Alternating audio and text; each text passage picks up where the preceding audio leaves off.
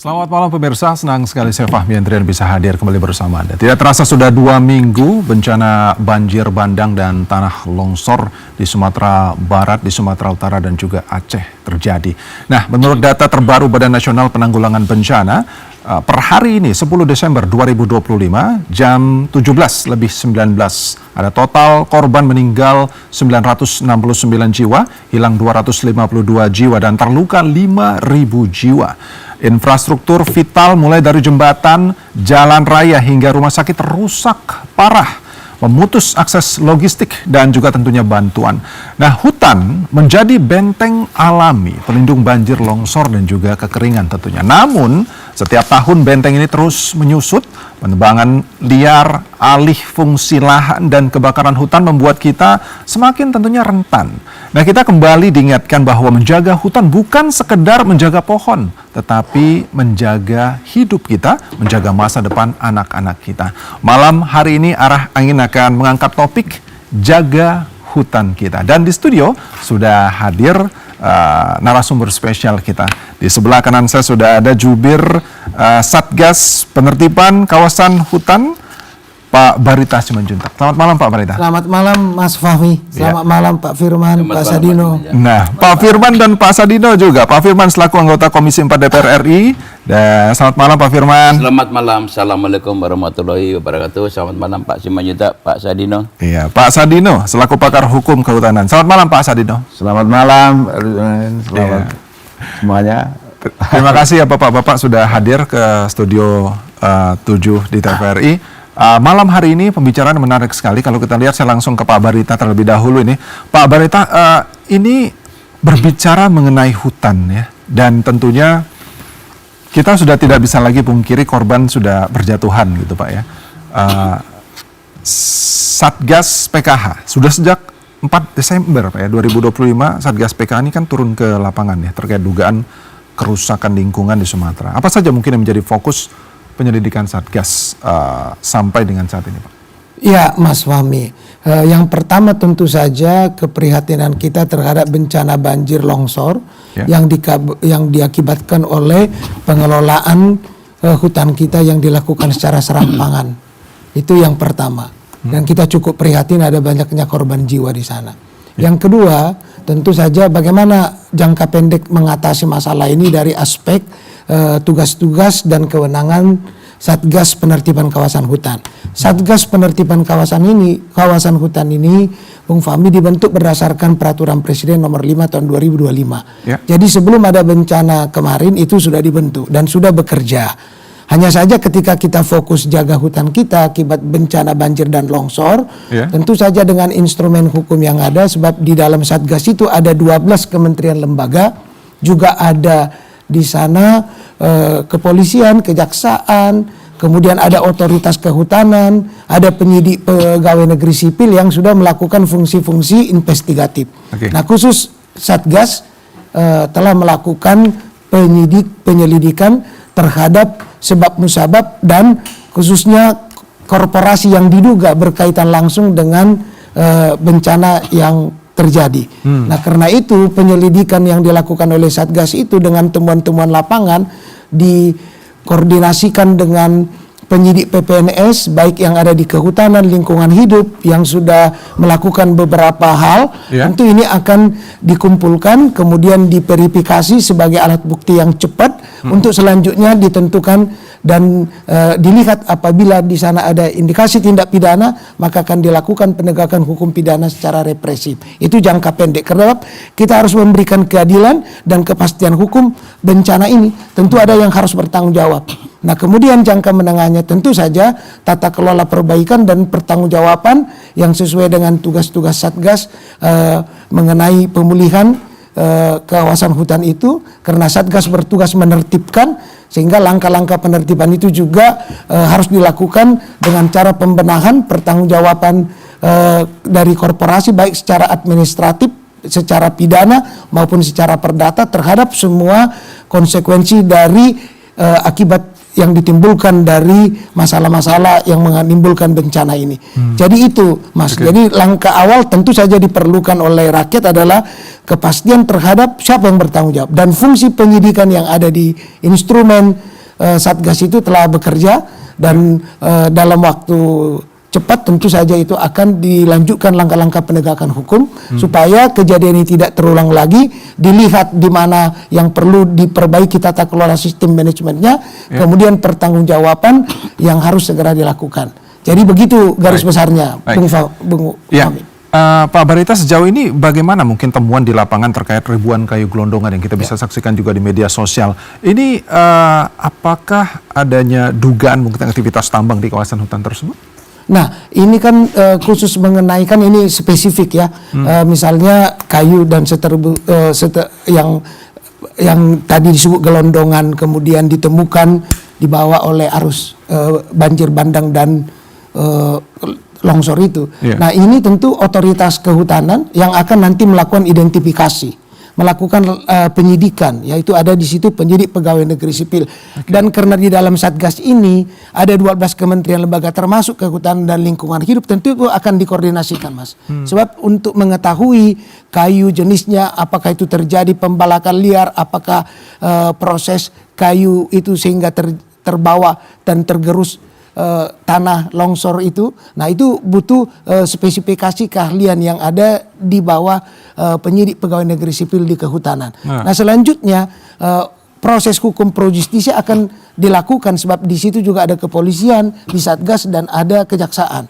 Nah, ini yang diharapkan karena dia sudah satu pintu di bawah Satgas, termasuk nanti konsekuensi hitungan audit keuangan dan kerugian negara itu tentu akan diperhitungkan sebagai bagian yang harus dipertanggungjawabkan secara administratif hukum, secara pidana maupun secara perdata. Nah, ini yang harus diperlukan dipahami oleh masyarakat terhadap tadi yang ditanyakan itu. Ya. Baik, Pak Barita, saya ke Pak Firman. Pak Firman, kalau Pak Firman melihat DPR menemui Menteri Kehutanan terkait temuan ribuan kayu gelondongan tersebut di tengah bencana Sumatera, nah mungkin bisa dijelaskan Pak, apa hasil dan catatan utamanya Pak? Pertama begini, kami dari DPR tentunya melakukan langkah-langkah fungsi pengawasan, itu yang menjadi otoritas dan kewenangan kami di DPR. Oleh karena itu yang kami soroti di dalam masalah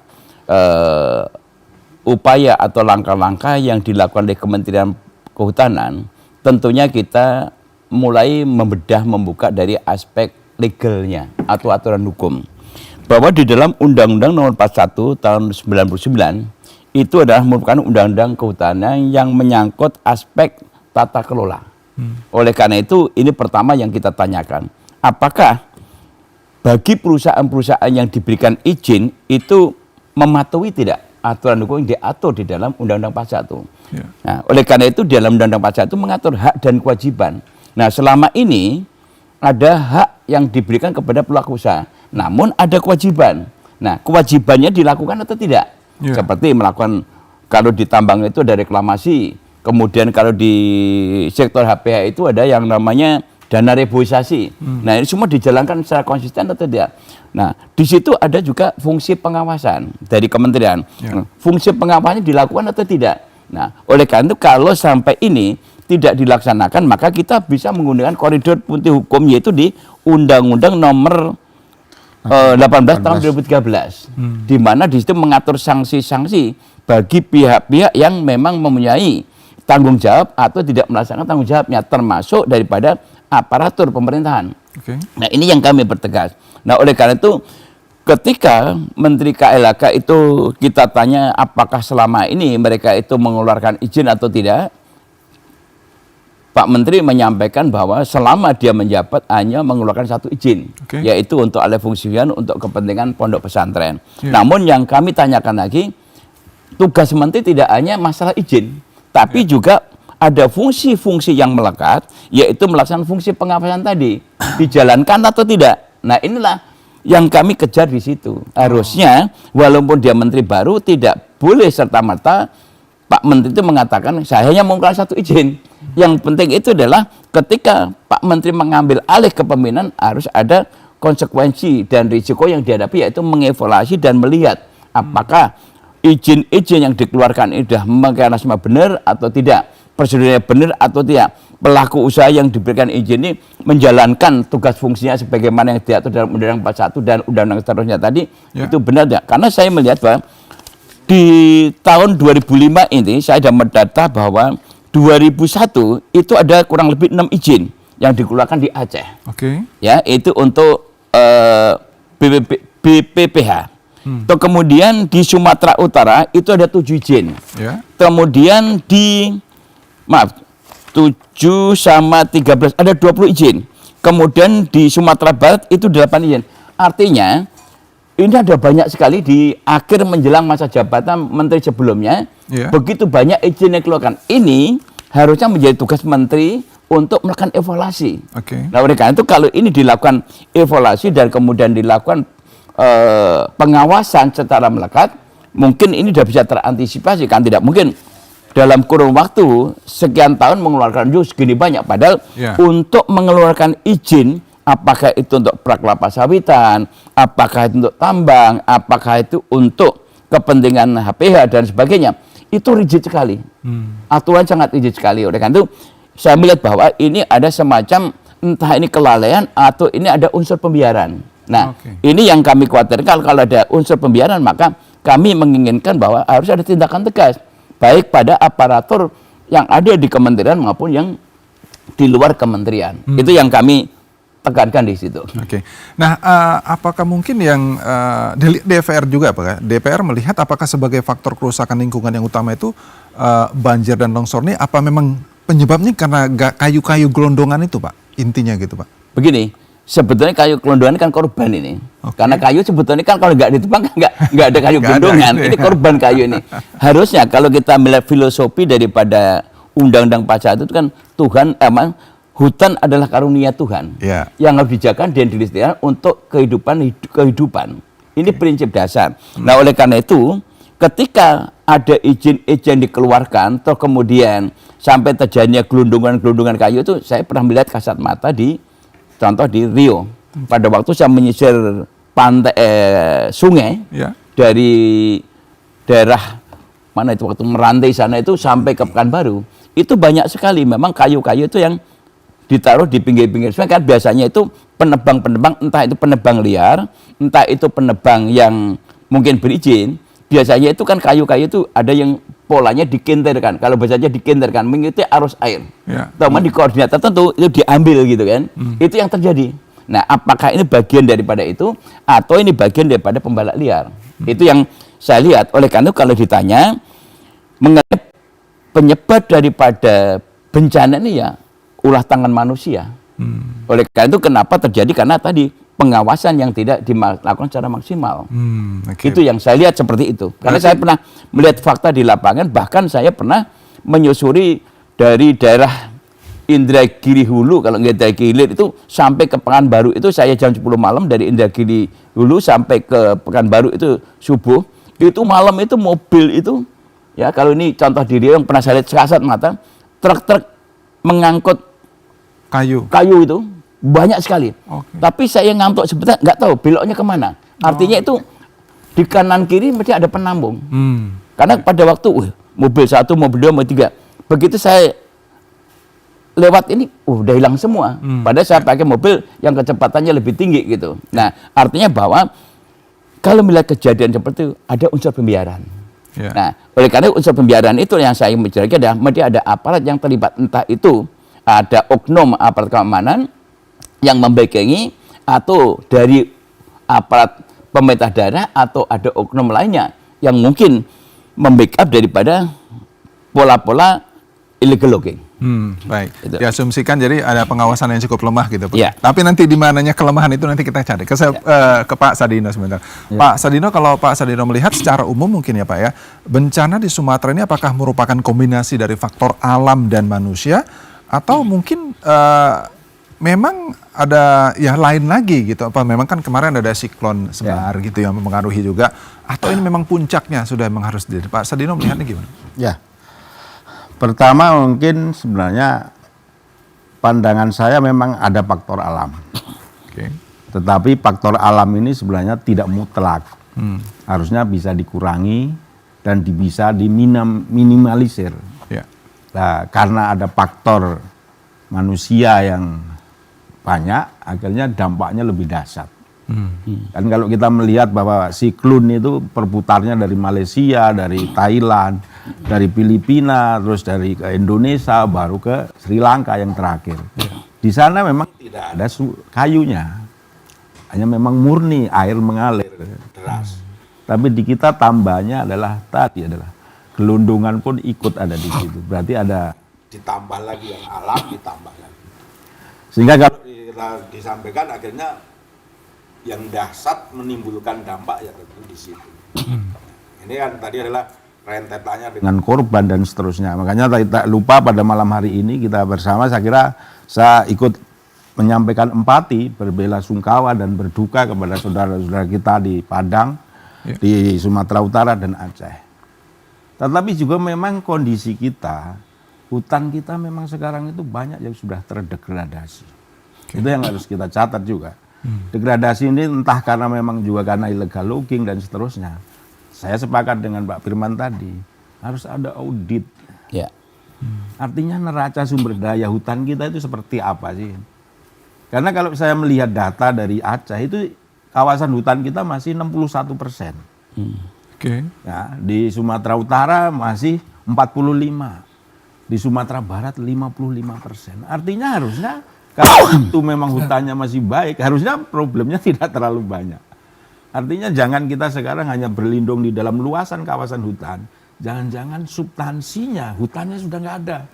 Ini yang saya katakan Pak Firman sebagai DPR harus mengaudit ini, Pak. Karena bagaimana nanti merehabilitasi, memperbaiki, mereklamasi kalau data ini tidak ada. Ada. Sehingga tadi kalau kita sampaikan, kalau kita mengharap pada pendanaan yang ada, tentu kita kan sebenarnya punya dana reboisasi, punya dana reklamasi dan seterusnya. Peruntukannya kemana ini yang harus kita pertanyakan. PNBP. Artinya dana-dana tersebut memang itu harus, kalau memang kita berbicara menjaga hutan, nah itu harus diterapkan ke situ. Kalau kita menjaga hutan, budgetnya tidak ada, ya kita tidak akan mungkin. Makanya tadi kalau Pak dari Satgas sampaikan bagaimana mengawal itu, itulah sebenarnya yang harus kita kawal. Artinya perbaikan-perbaikan itu harus kita lakukan. Kita menjaga hutan berarti harus mulai dari sekarang. Kalau peristiwa yang lalu kan sudah tidak bisa diapa-apakan. Itulah korban yang kita diderita oleh masyarakat kita. Tapi bagaimana ke depan? Saya kira harus menyusun strategis bagaimana kita harus kalkulasi sumber daya hutan kita itu seperti apa. Jadi bagaimana perbaikan dan seterusnya itu yang kita harus rancang secara baik ke depannya. Baik. Nah Pak, kalau dari hukum sendiri sebenarnya regulasi kita sudah mengatur hukuman yang cukup paskah mungkin untuk penebang alam, tidak usah yang legal, yang ilegal ya untuk penebang liar, illegal logging dan lainnya. Apakah sudah cukup pas? Sebenarnya kalau di dalam konteks hukum kehutanan di Undang-Undang 41 dan tadi adalah Undang-Undang 18 2013 tadi. Sebenarnya sanksinya itu sebenarnya cukup keras. Nah, sebenarnya sudah cukup. Hanya masalahnya sekali lagi implementasinya. Ya. Nah, ini yang menjadi problem. Karena pada saat kita berbicara penegakan hukum, kayu ini kan sebenarnya dilihat dari peredarannya kan mudah. Jadi dia pada saat tadi Pak Firman dia lewat di kabupaten mana sebenarnya bisa terverifikasi. Dia ada nggak surat-suratnya, surat keterangan sahnya hasil hutan ada atau tidak? Kalau tidak ada sebenarnya langsung aja dikatakan memang itu tidak sah, berarti ilegal. Kalau ada petugas. Nah, inilah sekarang dalam konteks kedepannya petugas ini jangan hanya sembunyi. Ada petugas. Sebenarnya kasat mata, artinya penegakan hukum itu pada saat tidak ada SKSH-nya sudah langsung dia dikatakan itu sudah ilegal. Karena itu deliknya sangat mudah pembuktiannya. Tapi bagaimana tadi adalah instrumen hukum yang ada ini, terutama aparatnya itu menjalankan atau tidak. Itu kembali lagi ke situ. Apalagi sebesar itu kalau nggak kelihatan gitu Pak ya. Pak Firmannya kelihatan ya. Padahal kayu gelondongan diangkut dengan truk bermacam-macam ukuran. Dan sebenarnya mudah untuk pembuktian dalam tata usaha perkayuan ya. Sederhana. Perdagangannya itu sebenarnya mudah. Oke. Karena dia kan tidak sembunyi seperti hasil tambang emas gitu kan, disembunyikan di nggak kelihatan. Baik, Pak Barita, bagaimana mungkin menanggapinya? Ya itu tepat sekali. Justru itulah tadi dibentuknya Satgas Penertiban Kawasan Hutan. Jadi peristiwa masa lampau yang sudah berjalan selama ini ditertibkan, diperiksa seluruh dokumen-dokumen dari korporasi maupun pemegang hak atas tanah yang secara personal. Nah, jadi sebelum banjir bandang dan tanah longsor ini jadi musibah, sebenarnya Satgas sudah memverifikasi, sudah mengecek dan sudah menerapkan kebijakan sesuai regulasi berkaitan dengan penerapan sanksi administrasi yang harus dipenuhi. Itu sudah ada 49 perusahaan sawit dan 22 perusahaan tambang untuk memenuhi kewajiban yang harus dipenuhi kepada negara yang selama ini diabaikan. Dan itu sedang berproses, kemudian datang bencana banjir bandang.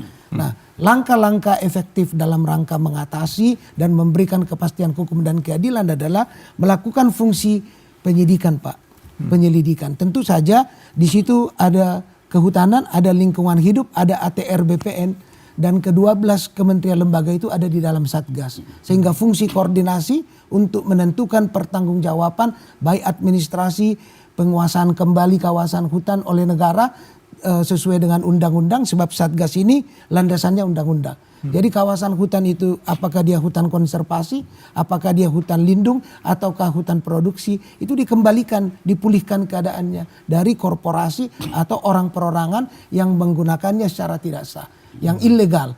Sehingga ini yang berproses dituntaskan sehingga kedepannya tata kelolanya diperbaiki. Itu sudah berlangsung, Pak? Sudah berlangsung, sehingga sanksi administratif berupa denda administrasi itu sudah diberlakukan. Kemudian penguasaan kembali.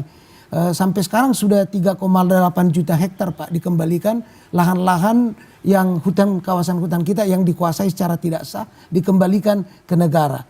Dalam bentuk kalau dia memang hutan produksi dikelola secara profesional oleh BUMN kita, oleh negara. Kemudian kalau dia hutan konservasi, hutan lindung diserahkan kepada Kementerian Lingkungan Hidup, kawasan hutan seperti misalnya kawasan hutan Tesonilo itu. Dan sampai akhir Desember ini Satgas sudah menargetkan akan mengambil alih kembali 4 juta hektar untuk dikelola oleh negara dan dilakukan penguasaan kembali. Yang 3,8 itu untuk sawit atau ada non sawit, Pak? Itu untuk sawit, Pak. Nah, itu untuk sawit saja. Jadi sebenarnya tata kelola dan penguasaan ini selama ini itu yang dilakukan dengan cara-cara yang ilegal. Nah, ini yang harus ditertibkan. Jadi tertibkan praktek yang selama ini, luruskan dia tindak siapa korporasi. Karena begini, Pak anggota Dewan yang terhormat dan Pak Sadi, ini berlapis, Pak. Ya, korporasi itu di bawah, di situ ada induknya, holdingnya. Betul. Nah, ini harus diangkat. Bagaimana auditnya, betul itu, Pak. Betul. Selama ini audit lingkungannya, audit yang selama ini disampaikan sebagai prospektif kewajiban perdata itu, apakah itu dapat dipertanggungjawabkan? Ya. Ini kejadian ini luar biasa kekayaan. Maaf, mungkin saya mau tanya dikit. Satgas ini tugasnya hanya untuk sawit atau ada non sawit? Ada 2, Pak, sawit dan tambang. Ya. Sawit itu yang ada di kawasan hutan, yaitu yang ada di permukaan. Ya. Yang di bawah kawasan hutan, tambang, itu juga apabila dia dikuasai secara tidak sah, maka Satgas 3 oleh Perpres itu kewenangannya.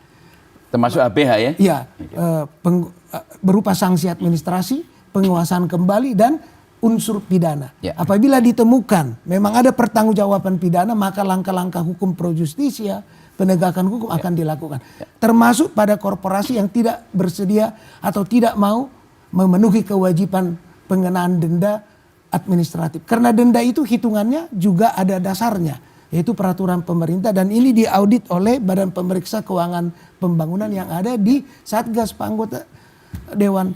Sehingga itu adalah otentik kewajibannya. Nah, inilah yang diharapkan ke depannya itu sesudah ditertibkan, diserahkan kepada negara untuk dikelola oleh BUMN untuk kawasan yang memang bisa peruntukannya, dan untuk lingkungan hidup untuk kawasan hutan konservasi, sehingga tata kelola hutan kita itu ke depan akan lebih baik, termasuk sawit dan tambang. Apalagi di sektor tambang juga. Cuma karena kita kaitan jaga hutan kita, kaitan bencana ini, maka jangka pendek itu harus diberikan keadilan kepada masyarakat kita. Tentu ada yang bertanggung jawab. Pertanggungjawaban pidana ini, korporasinya, orangnya juga menjadi bagian yang harus segera selidiki dan ada kerjasama tim di sana, Baik. yaitu tim yang ada di kehutanan, lingkungan hidup, kemudian ada penyidik PPNS, ada penyidik dari kepolisian dan dari kejaksaan. Kita harapkan koordinasinya bisa cepat. Baik. Sesudah ditemukan fakta-fakta, bukti-bukti hukum akan diproses secara hukum. Termasuk pejabat yang melakukan unsur pembiaran, Pak. Karena di Undang-Undang 18 itu mengatur. Gitu. Harus Bapak sama masuk ke situ. Gitu. Nanti akan kita bahas lebih jauh ya Pak ya. Dan pemirsa, nanti kami akan kembali ya selepas informasi yang satu ini. Jadi tetaplah bersama kami di Arah Angin.